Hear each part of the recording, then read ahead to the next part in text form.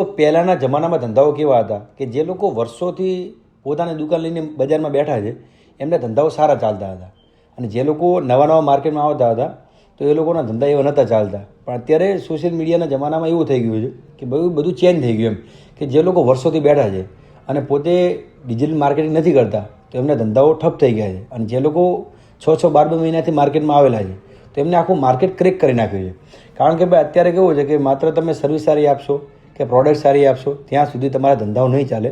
તમારે તમારી પ્રોડક્ટને ઓનલાઈન લઈ જવી પડશે.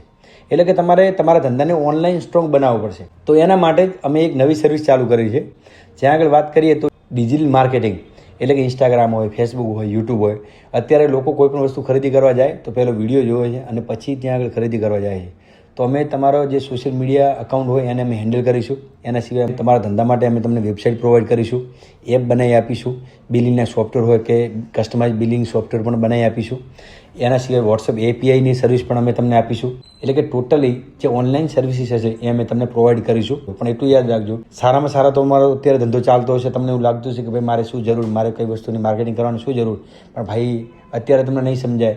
પછી આગળ જતાં તમે જોશો કે ભાઈ આ આડોશી પાડોશી કે જે અત્યારે નવા આવેલા છે એ ભાઈ તમારા કરતાં પણ સારામાં સારું કમાય છે. તો આ જમાનાની અંદર તમે પાછળ ન રહી જાઓ તો અત્યારે જ અમારો કોન્ટેક્ટ કરો. ડિસ્પ્લે પર કોન્ટેક્ટ નંબર આપેલો છે, ત્યાં આગળ જઈને સંપર્ક કરો.